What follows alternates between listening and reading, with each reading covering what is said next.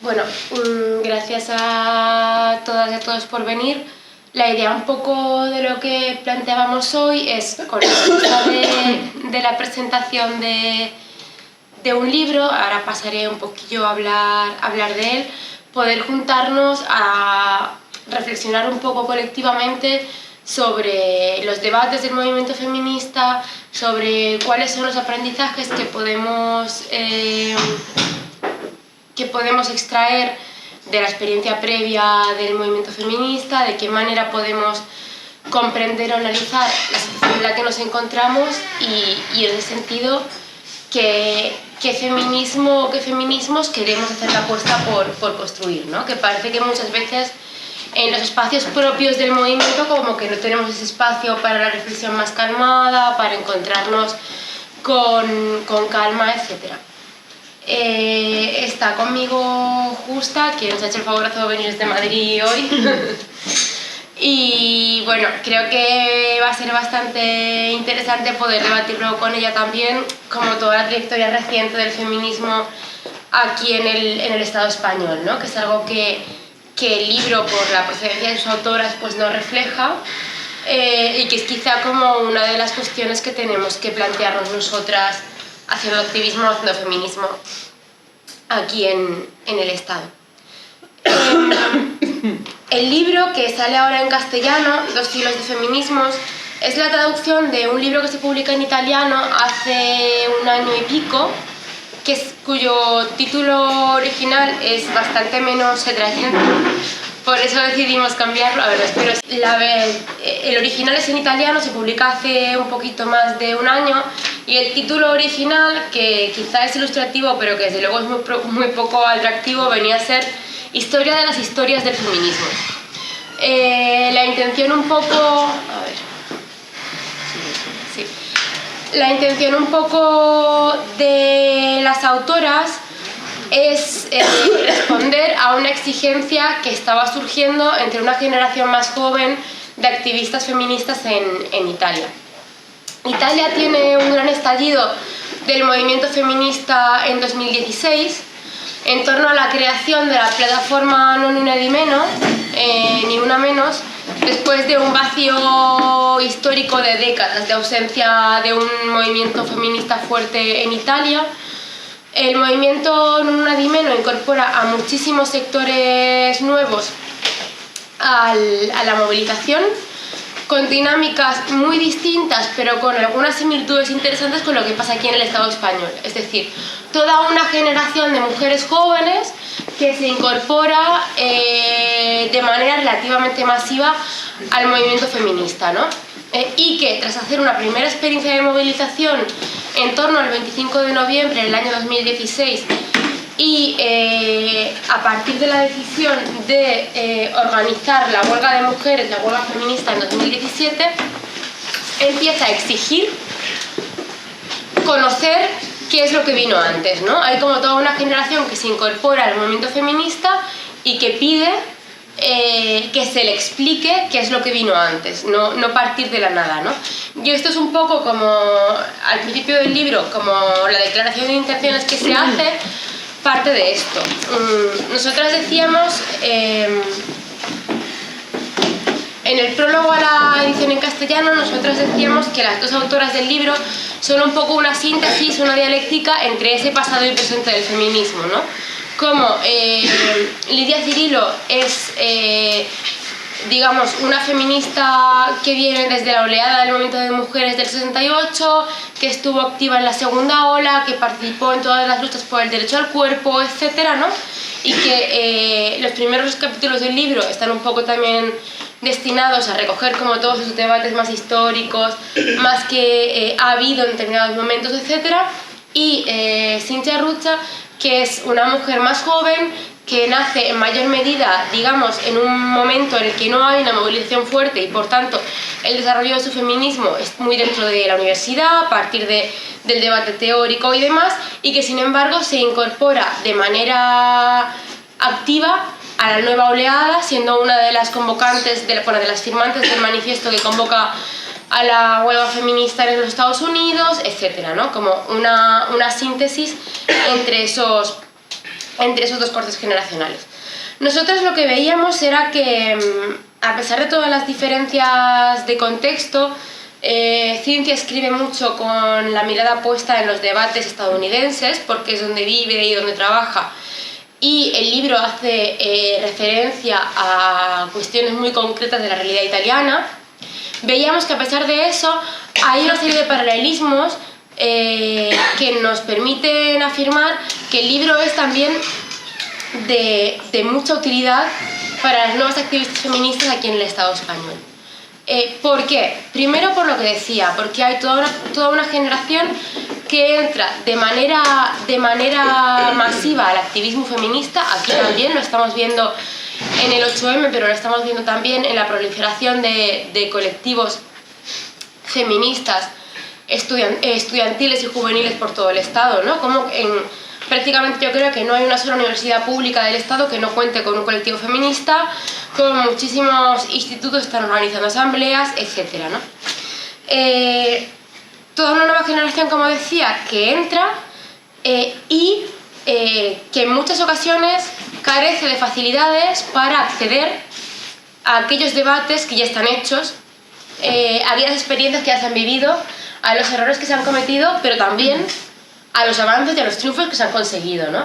Y esto nos hace estar como en una continua rueda de recomenzar desde cero, cuando hay una experiencia acumulada valiosísima que podríamos aprovechar y que nos invitaría a tener que duplicar un trabajo que ya hicieron otras compañeras, que ya hicieron otras mujeres, y del cual hay mucho que aprender en lo bueno y en lo malo, ¿no?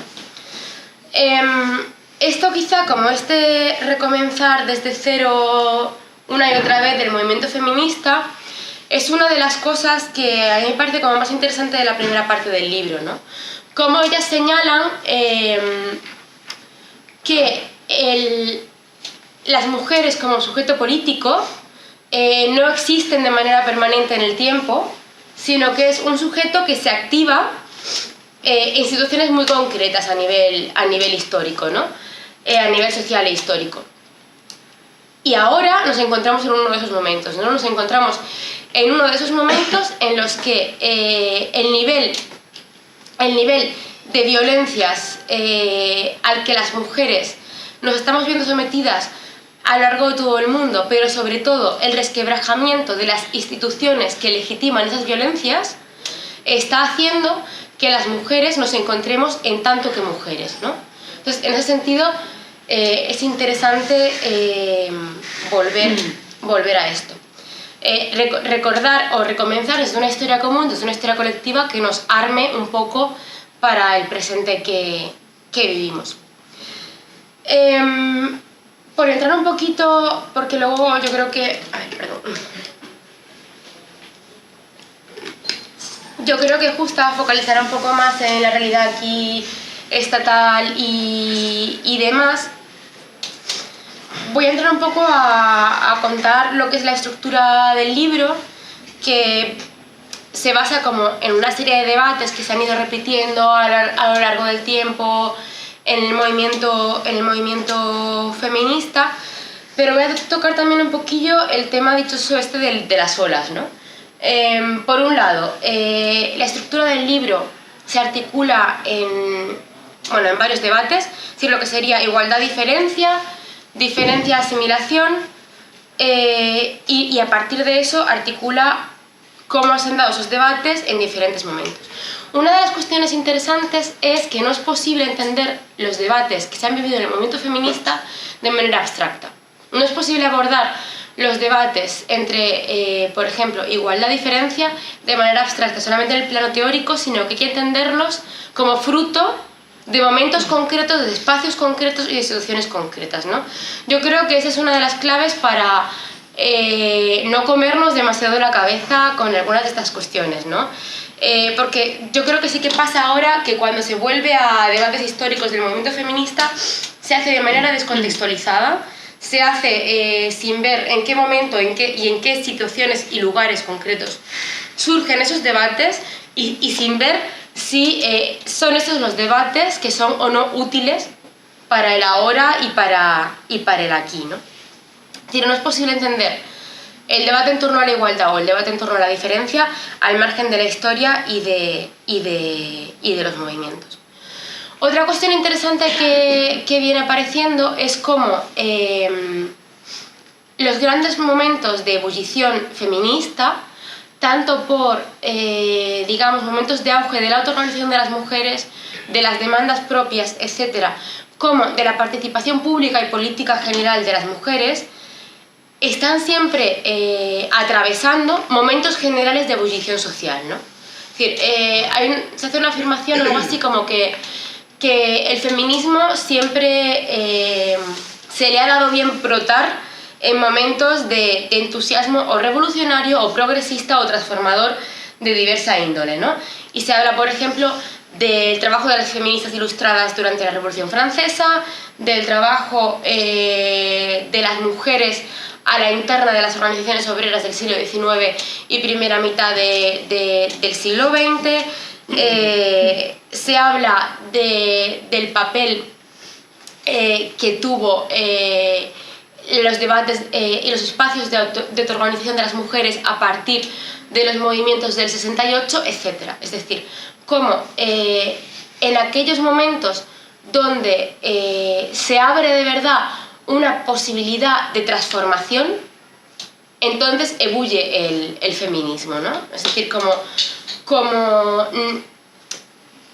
como cuestión fundamental para que de verdad haya una transformación que sea real. No me quiero enrollar mucho más, quizá como por hacer un poco el paso, ¿no? Algunos debates como más recuperables y que se abarcan en la segunda parte del libro, que nos permiten quizá un poco comprender los debates que se están teniendo ahora. Por un lado, las luchas en torno a la identidad. Es decir, las luchas en torno a la identidad muy atravesadas por los movimientos LGTB a partir de los años 60 o 70 en Europa y en los Estados Unidos, ¿no? Es decir, cómo son experiencias que transforman o que atraviesan la manera en la que vivimos el género, que atraviesan la manera en la que se construyen las identidades colectivas y que atraviesan también el propio activismo feminista, ¿no? Lo modulan, por así decirlo. Por otro lado, las luchas anticoloniales y antirracistas, ¿no? Es decir, o decoloniales y antirracistas.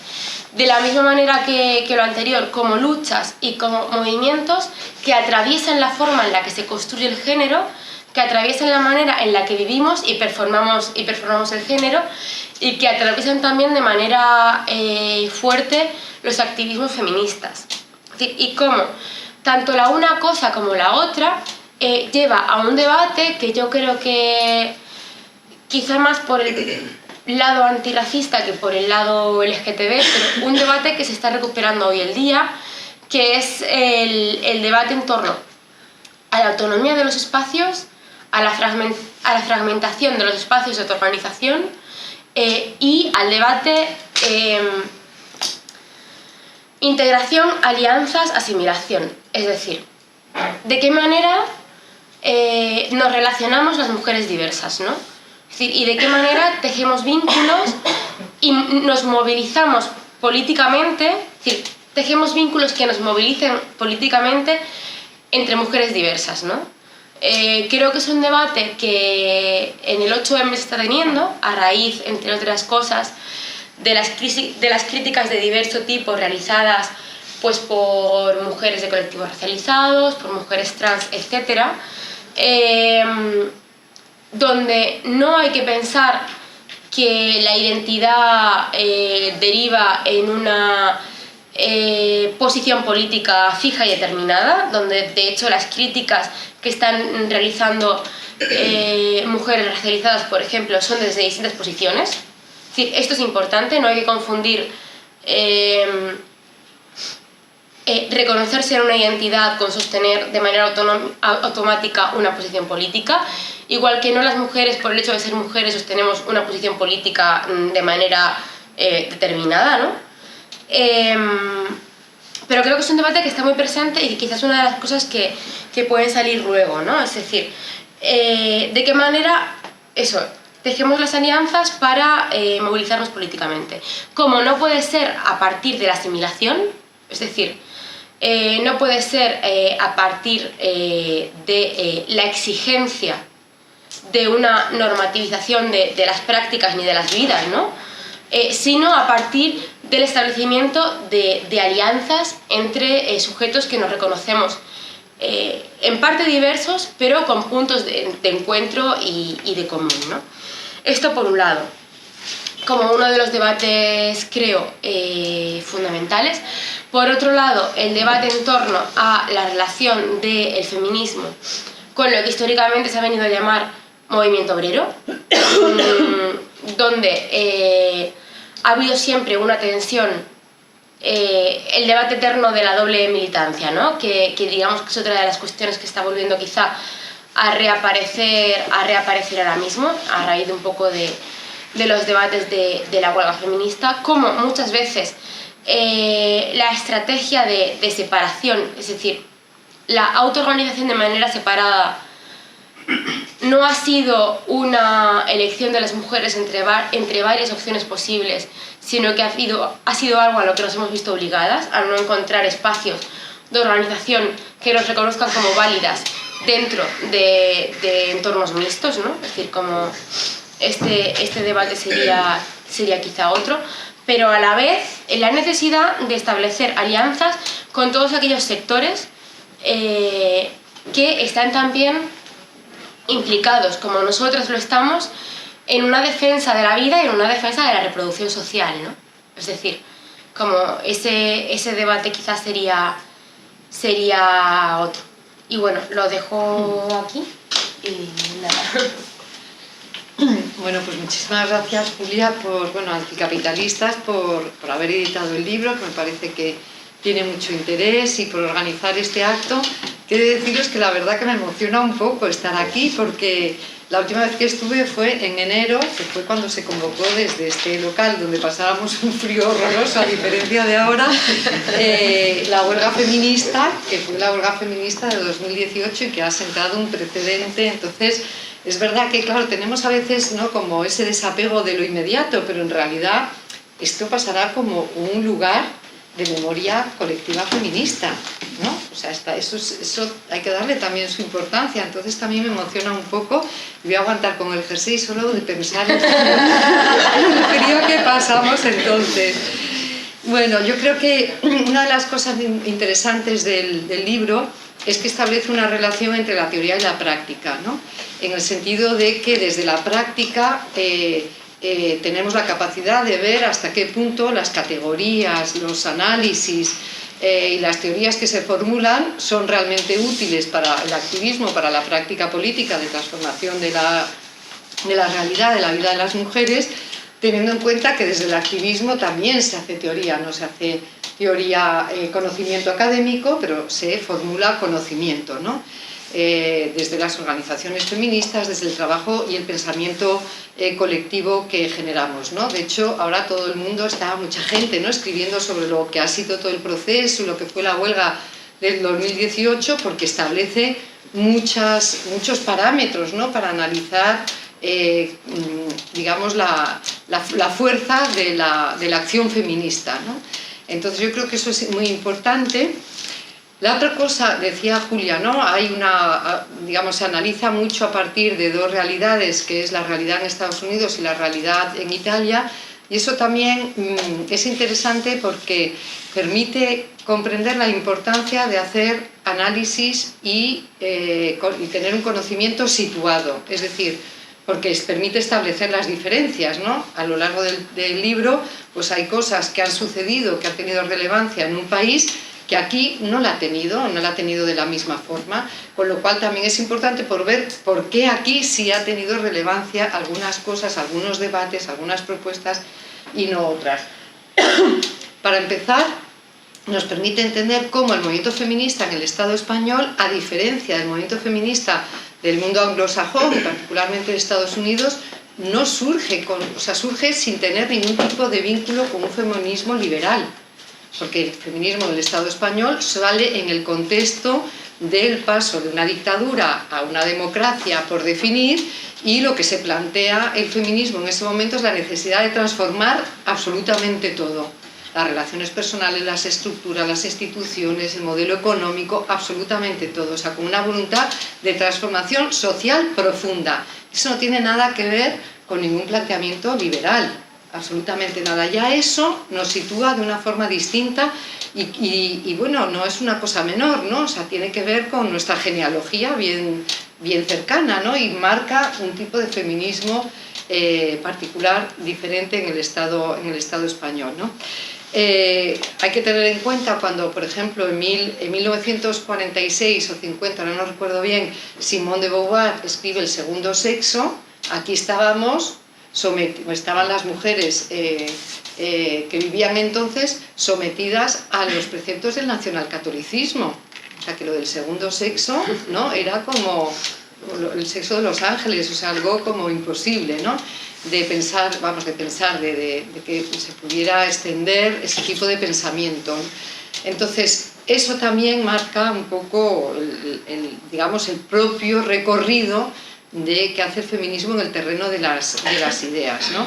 El hecho de que, por ejemplo, aquí el psicoanálisis en Estados Unidos tuviera gran relevancia en los años 70, pues aquí efectivamente en el Estado español había grupos de autoconciencia, pero no era la forma primordial de expresión de la organización de las mujeres, ¿no?, sino que era un movimiento donde convivían los grupos de autoconciencia, que eran importantísimos porque, claro, se partía de una situación de negación absoluta, por ejemplo, del conocimiento del cuerpo, del derecho al placer, de todo, pero eso convivía con un movimiento muy reivindicativo, muy marcadamente político y muy ideologizado. Y además un movimiento donde la gran mayoría de sus activistas proveníamos de la izquierda, entendida la izquierda política, la izquierda social, sindical, ¿no? Entonces eso es importante porque muchas veces se lee, esto del feminismo que puede ser muy funcional al neoliberalismo, vale, muy bien, es una cosa que hay que pensar, pero hay que pensar viendo si corresponde a la realidad norteamericana de los años 70 o a la realidad de un movimiento feminista rupturista, insumiso y totalmente rebelde en el Estado español, ¿no? Entonces, está bien leer el libro desde esa perspectiva también, ¿no? O sea, qué sucede en otros países al mismo tiempo que en el nuestro pues estábamos como estábamos, ¿no? También hay que tener en cuenta que precisamente porque aquí el movimiento feminista surge en ese contexto de ruptura política, aunque bueno, luego la transición pues fue lo que fue, donde surge con mucha fuerza, pero no tiene un reconocimiento como actor político, ¿no? No hay un reconocimiento, no tiene legitimidad, y donde la teoría fuerte de esa izquierda que surge, que se expresa públicamente, es la teoría marxista, digamos, en toda su complejidad y su coherencia, ¿no? Y por lo tanto, como el feminismo escapaba de alguna forma a la comprensión de esa teoría tal cual estaba en ese momento desarrollada, no se le daba legitimidad. Y el movimiento feminista para el movimiento feminista era muy importante tener una base teórica sólida en la que fundamentar sus propuestas. Por eso, desde el principio, la teoría ha sido un componente muy importante en el movimiento, y por eso yo creo que tenemos esta tradición de debates a veces tan apasionados, a veces exageradísimamente apasionados, ¿no?, pero de ese interés por ver qué categorías, cómo analizar, qué herramientas nos pueden ser de las distintas teorías que existen, ¿no?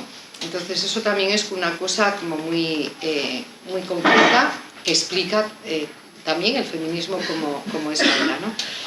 Entonces decía Julia de cuáles son los debates que aquí marcan de alguna forma diferencia, o en algunos casos una diferencia, de otros países. Voy a hacer, claro, nada, en plan totalmente clichés, ¿no? Porque no se trata de desarrollar esas ideas, sino llegar un poco a lo de hoy. En primer lugar, la teoría marxista, que desde el feminismo, incluso desde feministas marxistas, establece crítica muy fuerte en esos momentos, porque, digamos, a la dificultad que expresaba la teoría marxista para poder analizar y comprender la situación de las mujeres en toda su amplitud, ¿no? Solamente se ponía el foco en lo que era la situación de las mujeres en relación a la producción y por lo tanto a la extracción de plusvalía y por lo tanto la relación con la clase obrera, pero no había herramientas para entender lo que era la relación de las mujeres con todo el aspecto de la reproducción social, ¿no? Y por lo tanto no había herramientas para hacer una crítica a lo que era la familia, etcétera, etcétera, ¿no? Todo esto, precisamente por el dinamismo que tiene el feminismo, dio lugar también al desarrollo de un feminismo marxista, que en crítica con ese planteamiento más ortodoxo fue desarrollando otras posiciones, fue desarrollando lo que se llamaba la teoría de los sistemas duales, de cómo el patriarcado y cómo el capitalismo son dos sistemas que coexisten, cómo están imbricados y cómo se manifiesta en los distintos momentos históricos, ¿no? Bien, junto a esto había una crítica al feminismo que se llamaba feminismo materialista, que representaba entonces una mujer francesa que luego ha ido evolucionando sus posiciones y que aquí en el Estado español había colectivos concretos que se reclamaban de esas posiciones, que era Christine Delphi, donde hablaba también de la existencia de un solo sistema, ¿no? En este caso era un sistema que se basaba en un modo de producción, no el modo de producción capitalista, que era lo que conformaba la teoría marxista, sino el modo de producción doméstico, ¿no? La extracción de valor por parte de los hombres del trabajo gratuito que hacían las mujeres en el ámbito doméstico, ¿no? Entonces esto era como situaba además en el plano político distintos enemigos, porque entonces era todo de quién es el enemigo, ¿no? Hay que definirlo claramente. Entonces el enemigo era el capitalismo, el enemigo eran los hombres, según cómo se desarrollaban estos distintos análisis. Es decir, que yo paso muy por encima, pero todo esto tiene implicaciones políticas obvias, ¿no? Veréis en el libro que, como decía Julia, se desarrolla bastante, porque una de las autoras es italiana, lo que es el feminismo de la diferencia sexual, ¿no? Ese feminismo de la diferencia sexual en el Estado español tiene poco efecto, más en unas zonas que en otras, pero tiene poco efecto.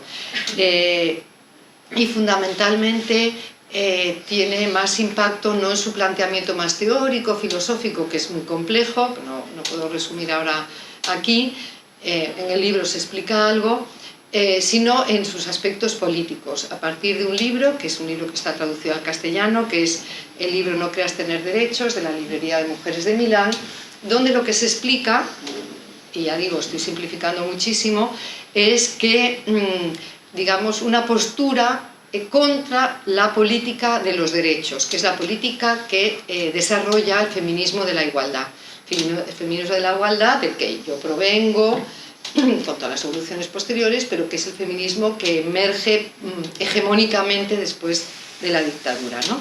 Es decir, lo que se plantea es que la lógica de la exigencia de los derechos nos sitúa en el plano de la política masculina y que los derechos que se reclaman en ese mundo masculino, preponderantemente, no pueden implicar a las mujeres salvo que se renuncie a nuestro sexo y a nuestras propiedades, que están determinadas por lo que es el orden social de la madre, y hay todo un desarrollo de lo que significa la madre simbólica y el mundo, digamos, de las mujeres o el mundo femenino, por decirlo de alguna forma. Es decir, exigir derechos significa tratar de asimilarnos a las identidades masculinas. Algo que en todo su planteamiento es muy contestado, pero que también tiene aspectos positivos, ¿no? Y hay una discusión sobre si la aspiración, cuando reclamamos derechos, es a homologarnos a los hombres o aspiramos a tener derechos modificando y transformando también ese mundo donde están y tienen el poder los hombres, ¿no? Entonces hay ahí un elemento de discusión interesante, igual que hay otro elemento de discusión que creo que se señala así un poco en el libro, pero que aquí lo recogemos con creo que de interés, que es también la idea de la no victimización de las mujeres, ¿no? O sea, las mujeres tienen que... Ellas, o sea, este feminismo lo plantea a partir de la reafirmación de una identidad femenina. Entonces, independientemente de eso, que plantea muchos problemas, ¿no? La existencia de esa identidad femenina única porque cae en ciertas posiciones esencialistas, sí que hay un elemento interesante de decir, bueno, digamos, no podemos hacer política desde la permanente victimización de las mujeres. Somos víctimas del patriarcado, obviamente, pero como luego se ha desarrollado por otras teorías y ahora es una cosa muy importante dentro del feminismo, lo que reivindicamos es siempre la condición de sujetos de las mujeres con agencia, con capacidad para determinar sus deseos, sus necesidades, sus exigencias, aunque evidentemente estén en una situación de víctimas, digamos en algunos casos, unas situaciones muy duras, ¿no? Pero bueno, esta idea de visibilizar y dar valor a lo que hacen las mujeres, en un momento además de cierto... Estamos hablando de los años del gobierno socialista, donde bueno, era difícil, ¿no? Arrancar conquistas más allá de lo que se establecía desde el gobierno, con cierto nivel de institucionalización del feminismo, con cierta dificultad de movimiento autónomo, crítico y radical para conseguir abriendo grietas, con cierto nivel de desmovilización, la importancia de resituar el valor de lo que se hacen las mujeres, pues tuvo también como su espacio, digamos, importante, ¿no? O sea, quiero decir con esto que incluso, yo por ejemplo soy muy crítica con el feminismo de la diferencia, pero es que creo que una de las cosas más interesantes del feminismo es que tiene capacidad para leer lo que se formula desde distintas teorías e intentar ver qué de positivo tiene cada una de estas teorías, porque no existen, ¿no?, los absolutos, ¿no? No toda la teoría, o sea, todas las teorías tienen elementos que nos pueden ser de utilidad.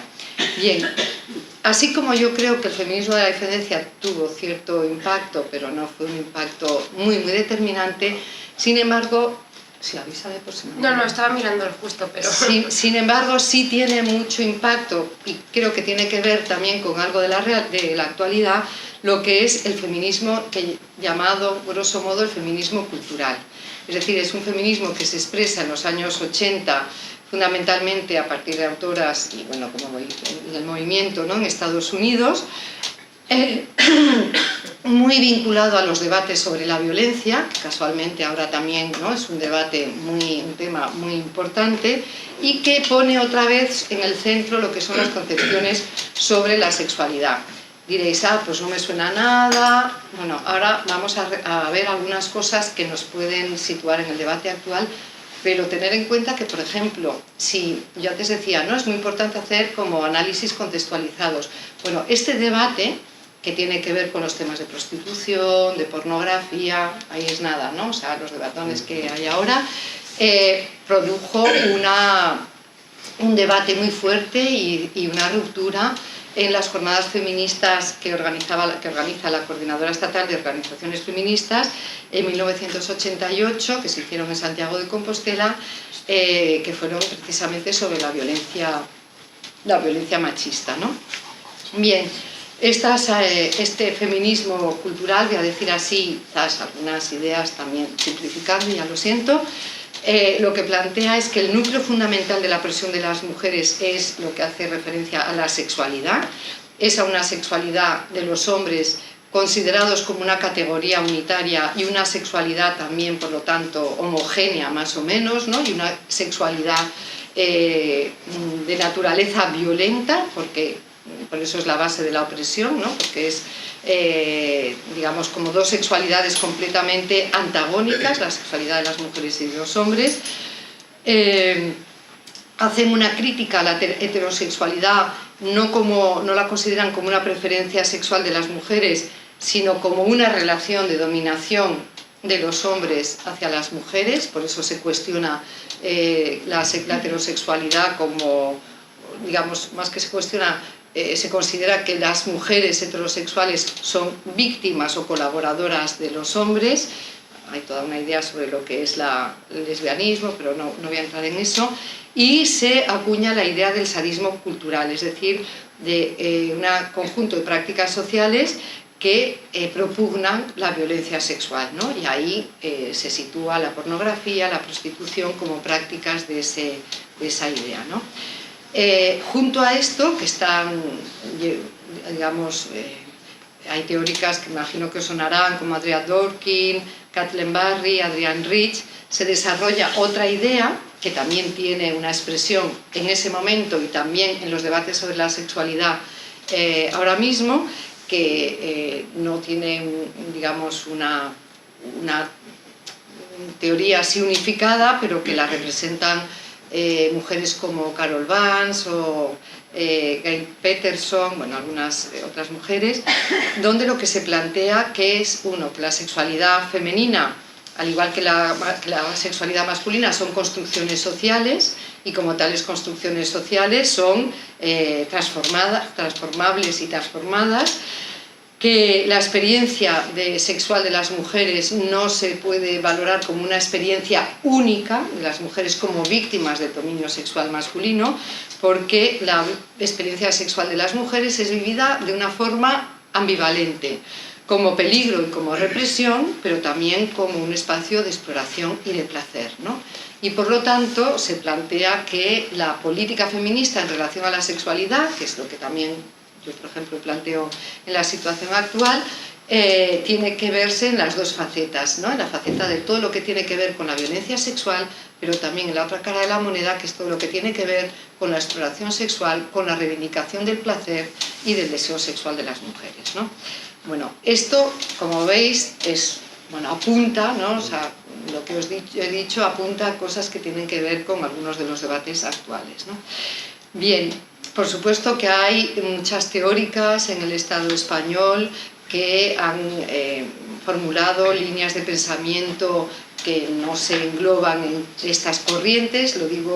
Hablo de estas corrientes porque son las que se hace referencia de alguna forma a las experiencias de Italia, de Estados Unidos, que es sobre lo que versa el libro, ¿no? Pero aquí tenemos extraordinarias teóricas que han abierto pues, muchas vías de pensamiento, Celia Amorós, Dolores Juliano, en fin, no acabaría de nombrarlas, ¿no? Bien, para enlazar a los debates que planteaba Julia más actuales, y también por situar un poco las diferencias con otros países, cómo se llega en el Estado español al debate sobre el tema de la diversidad, de las identidades y del sujeto, ¿no? De si hay un sujeto mujeres fuerte o los sujetos son sujetos que se van construyendo en contextos determinados, o cómo se llega a este debate. Bueno, lo que hay es... tenéis documentos sobre esto también y quiero resaltarlo para también dar valor a lo que hemos hecho desde aquí, ¿no? Hay en los libros de las jornadas feministas organizadas por la coordinadora, en las últimas en Granada del 2009, hay documentos y ponencias de todo esto que os voy a contar ahora. Hay, por ejemplo, una ponencia de Ochi Curiel, que es una feminista decolonial, donde plantea claramente y abiertamente la denuncia de lo que es un feminismo colonial y la explicación de lo que significa un feminismo decolonial, ¿no? El feminismo de cómo se tiene que articular las categorías de clase, de raza y de etnia, y cómo esta colonialidad del pensamiento feminista atraviesa también el pensamiento feminista, pero no norteamericano, también el pensamiento feminista en el Estado español, ¿no? En la medida en que el feminismo que venía de todos esos años expresaba el sujeto mujer como un sujeto muy monolítico, ¿no? Era la mujer como un sujeto homogéneo, que en realidad estaba representando las experiencias, las necesidades y la situación de unas mujeres blancas de clase media, clase trabajadora y normalmente heterosexuales, ¿no? Entonces, ese sujeto, lo que empiezan a plantear distintos colectivos de mujeres, es que ese sujeto no la representa, porque ese sujeto no representa ni las necesidades ni los conflictos que atraviesan sus vidas, que son conflictos atravesados por su opción sexual, y esto lo plantean desde el principio los colectivos de feministas lesbianas ya a finales de los 70 en el Estado español, que tienen una fuerza muy importante. Por eso, si en el recorrido de lo que es el feminismo en el Estado español, la articulación con la crítica a la heteronormatividad y la articulación entre género y opción sexual ha estado muy presente. Ha estado muy presente por eso, por una existencia de colectivos militantes activos participando de todas las luchas, ¿no?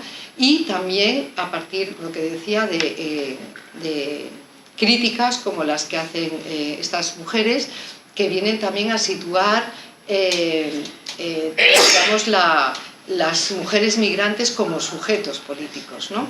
Ahora digamos que este debate está mucho más presente porque hay una mayor fuerza, no de activistas de otros países, sino de activistas de aquí, mujeres racializadas, que son las mujeres gitanas, o sea que no en toda su amplitud, ¿no?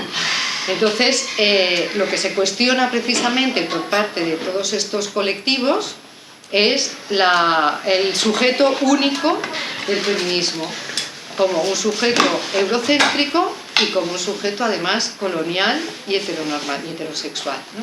Entonces esto es desde la práctica en el Estado español, afortunadamente es también desde la práctica, no solamente desde la teoría, cómo empieza a haber una tensión y cierto nivel de conflicto en el movimiento feminista, cierto nivel de conflicto porque es necesario ese conflicto cuando se confrontan distintas posiciones y se está cuestionando algo que había funcionado como ¿no? Eso, la idea de qué es lo que queremos las mujeres, pues se hacía las reivindicaciones de lo que querían las mujeres y efectivamente en esa agenda que se elaboraba estaban excluidas un montón de mujeres.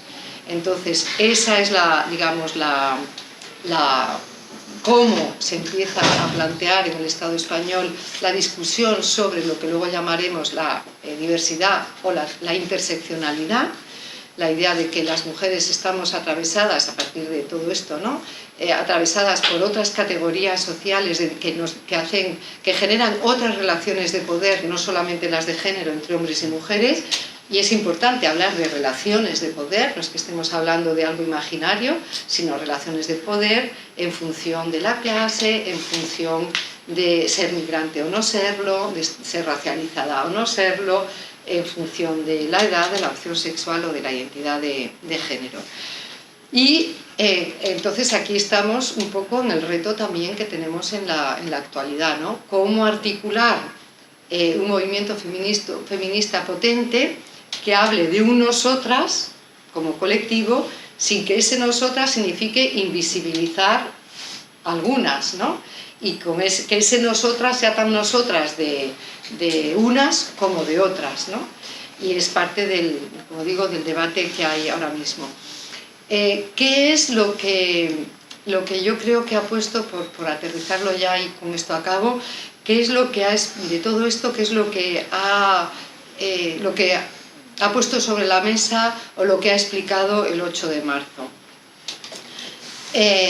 Una cuestión que me parece interesante, que es algo polémica, con cosas que se plantean en el libro, pero también porque hay que hacerlo sintéticamente, o sea, más sintéticamente, igual con el debate queda más claro, es la transversalidad del sujeto mujeres. Es decir, el hecho de que el 8 de marzo, en todo ese proceso, haya puesto en el centro la experiencia de las mujeres, asociando esa experiencia no a decir cualquier experiencia de las mujeres es válida porque todo es válido, que eso sería caer en un relativismo cultural, sino poner esa experiencia de las mujeres en relación a los conflictos que vivimos por dos cosas. Uno, por los efectos que ha tenido y que está teniendo el neoliberalismo y las políticas de austeridad y la profundización de las relaciones de desigualdad. Y luego porque poner en el centro las experiencias de las mujeres hace ver que efectivamente no todas tenemos las mismas experiencias. no para todas es igual de determinante solamente el género, sino que en la medida en que nuestra identidad está atravesada por otras realidades, pues digamos nuestras prioridades o la forma de enfocar los mismos problemas, la sexualidad, la maternidad, las prioridades, los problemas de vivienda, los problemas de pobreza energética, todo eso pues igual no es exactamente lo mismo, ¿no? Entonces yo creo que el éxito también del 8 de marzo es haber sido capaces de, por un lado, digamos, hacer ver los conflictos en los que estamos hoy sumidas las mujeres, y por otro lado cómo todo eso tiene un valor, ¿no? Y hay, digamos, esa transversalidad que es lo que facilitó esa enormísima proceso y movilización, ¿no? En tercer lugar, ¿qué es lo que también señala? Es que hay una pugna, bueno, eso ya es post 8 de marzo, ¿no? Es que hay una pugna por dar un sentido a esa movilización. Es una pugna por dar sentido a lo que es el feminismo. Porque no es, antes decía al principio, aquí no ha habido un feminismo liberal, digamos que podríamos asociarlo un poco al feminismo institucional, al feminismo del PSOE, pero no es lo mismo que como se entiende el feminismo liberal en Estados Unidos, pero de repente en el 8 de marzo vemos que empieza a aparecer, a expresarse cierto feminismo liberal de la mano de ciudadanos, de la mano no ya solo de partidos políticos, sino de otras expresiones, ¿no? de corporativas, de mujeres, etcétera, ¿no? Entonces, hay una pugna por el significado de lo que ha sido el 8 de marzo y el significado del término feminista. Si se entiende en un sentido transformador, como lo entendemos yo creo que las comisiones 8 de marzo, en un sentido transformador, es decir, que todas esas reivindicaciones que parten de las experiencias de las mujeres, su resolución apunta directamente y necesariamente a un cambio de sistema. El problema de la vivienda, el problema de la precarización de la vida en general o el problema de las identidades de género apunta a un cambio del sistema, que es un cambio del capitalismo y es un cambio del patriarcado, ¿no? en estrecha unión. Entonces ahí hay una pugna y yo creo que es el reto que tenemos de cara al próximo 8 de marzo, ¿no? Y es el reto de cómo se van a resolver los conflictos sociales que atraviesan nuestras vidas. Y luego la otra cosa, y con esto ya acabo, pues no me voy a enrollar demasiado, es en qué medida el movimiento feminista, que ahora no se nos dice, es que el movimiento feminista es como la esperanza. Yo no sé si nosotras queremos ser, o sea, nosotras criticamos, no sé si queremos ser tanta esperanza solas, ¿no? Porque nosotras criticamos la idea de la clase obrera como el sujeto que estructuraba y concitaba, ¿no? Todos los procesos emancipatorios, y dijimos, no, esto no es así, hay más sujetos. Entonces, el sujeto mujeres, que también es crítico con el binarismo entre hombre y mujer, ¿no? Esto no podemos olvidarlo. El sujeto mujeres es un sujeto que efectivamente hemos protagonizado la mayor revuelta y la mayor contestación también a los que son las políticas neoliberales, pero yo creo que lo que señalamos es un camino, una forma de hacer, una forma de construir y una forma de rebelarse.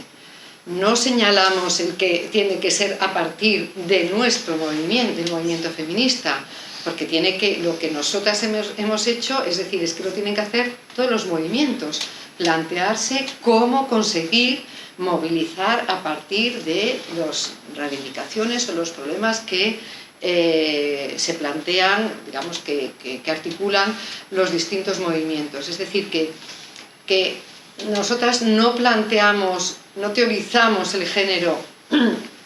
O sea, nosotras teorizamos el género desde la perspectiva de otras diferencias de clase, de raza, etc. Pues es exacta, y hacemos una práctica, o queremos hacer con las dificultades, también con los problemas que nos señalan compañeras que no se sienten representadas en lo que hemos hecho, ¿no? es decir, con todas esas tensiones, intentamos hacer una práctica desde esas articulaciones. Y eso es lo que tienen que hacer el resto de movimientos y es lo que tienen que hacer el resto de actores sociales y políticos. Y nosotras, por supuesto, que vamos a seguir en ese proceso de movilización, porque yo creo que efectivamente hemos sido capaces de articular esas necesidades, esa crítica y esa reivindicación de los derechos en relación a la sexualidad, al cuerpo, con la crítica a lo que son los límites del sistema, con la necesidad de poner en el centro lo que son las políticas que derivan de un sistema de fronteras, de un sistema que es agresivo con el medio ambiente. Eso que hemos sido capaces de articularlo es, yo creo que lo que podemos decir que es un camino que es el que creo que señalamos como la vía en el que podemos avanzar en alianzas con otros, pero yo creo que igual yo no quiero esa mochila tan pesada de que ahora nos hagan responsables de acabar con el neoliberalismo, de hacer frente a la derecha, a la extrema derecha. Por supuesto que estamos ahí, que somos una fuerza potentísima, pero lo importante es que ese camino que ha sido tan exitoso, pues a ver cómo también se animan otros movimientos y cómo vamos articulando todo esto. Que nada más.